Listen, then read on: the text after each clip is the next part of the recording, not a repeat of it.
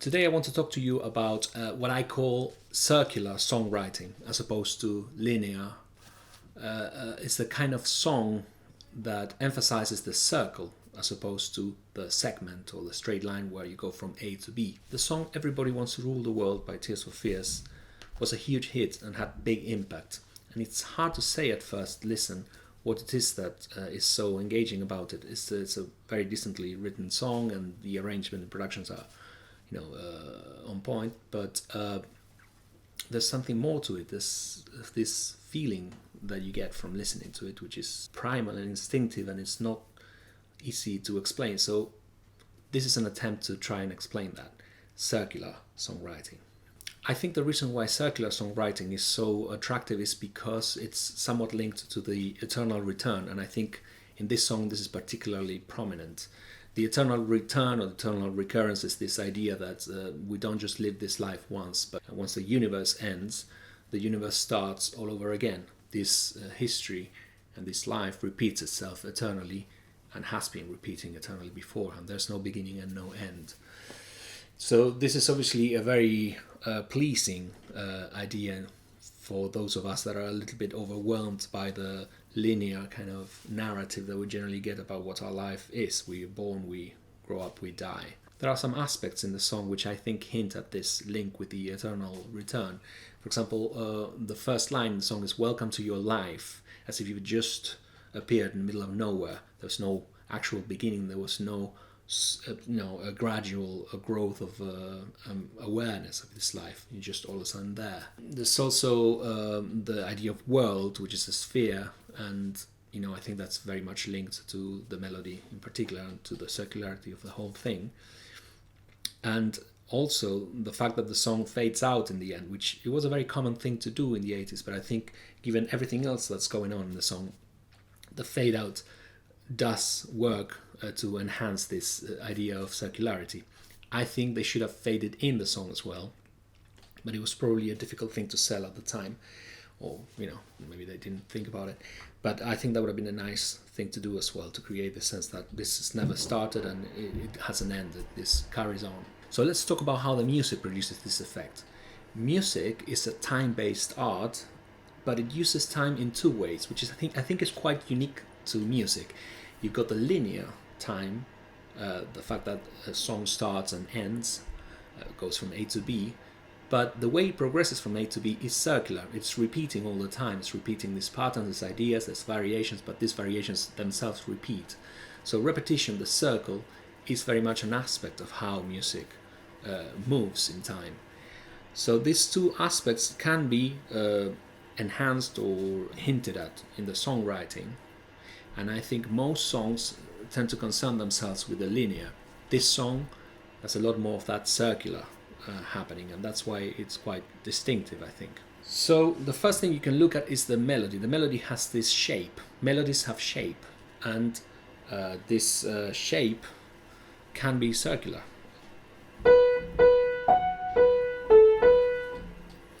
So it centers around the B melody, goes up and down and back to B. Now, if this was a one-off thing, this wouldn't be relevant, and it wouldn't really create a sense of circularity, because this is a common melody, but the melody of the song is very much built around this circularity.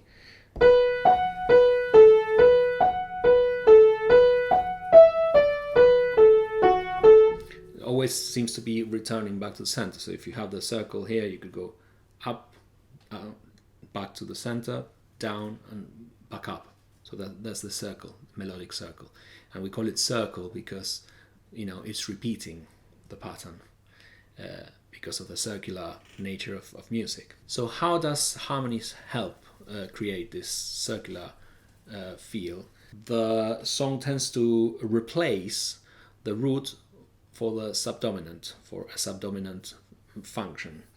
So instead of, this is in D, instead of welcome to your life, that would be staying on the core, on the root chord. So instead of doing this, it starts with it but only for a beat and a half, and then spends the rest of the 2 measures stuck on the subdominant. So the bass sort of pedals on the root, on D, which brings even more ambiguity to this chord. This is really just 4th in the second inversion, but because we start with this root chord for a brief moment, there's a lot of ambiguity to it, whether this is just a root with 4 suspended, but because it has basically the full second inversion of the 4th chord of G, has that 6th there, it cannot be said to be a suspended root chord, I think. Now later on it progresses, spends quite a bit of time in that kind of ethereal air, but eventually it moves.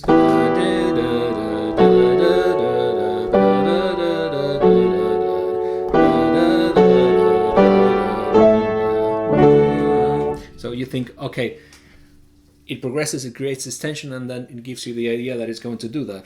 The world, this is what you expect, but instead of doing that, it returns to that space of suspension. So it sort of pretends to come out of the circle, only to resolve back to the subdominant and keep that circular motion sort of there.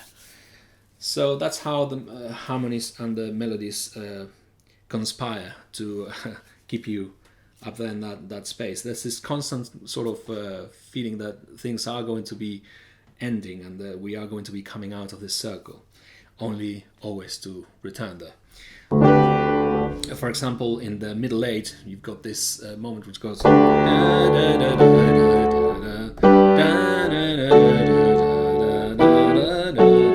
So in this case, we're clearly in the root chord. We have come out of the circle, we have come out of suspension, but it's a very brief thing that happens, and that, however disappointing it is to the ear, you later on realize, actually this is just for you to gain a bit of perspective on the fact that you've been on that circle. By being able to see the circle, then you can feel the circle more than you would if you were just in that circle and just get used to it. So I think that is not a bad decision. It isn't by any stretch the strongest part of the song, but it's fulfilling the function of enhancing that main idea and that main feeling. So to sum up the lessons, bear in mind that the subdominants are not tension, they are suspension, and that if you refuse to resolve to the root, then you can create this sense of not ever resolving, not ever needing to go anywhere, which is what the dominant chord would do. It would ask you to do something, generally resolve or dodge the resolution, but there is something that's being asked. That subdominant just asks you to be there. It's turning out to be my favorite sort of harmonic function, my favorite chord. The second lesson is that melodies have shapes, and that these shapes can be related to the theme of the song in the lyrics. I think that's an interesting thing to experiment with. Think about the shape of your melody as opposed to just writing a melody that works for you. And the last lesson would be to, when you're writing songs, experiment a little bit with some irregular situations, things that aren't what theory would suggest. Theory would say, okay,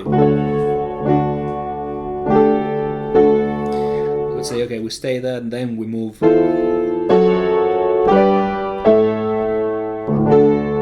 Right? So instead of that, we say 1, 2, 3, 4, 1, 2, 3, 4. What is that? That's weird. Where are we? Are we on root or are we subdominant? What is this? Pretending to be in the root only to immediately move into a suspended space and just stay most of your time there.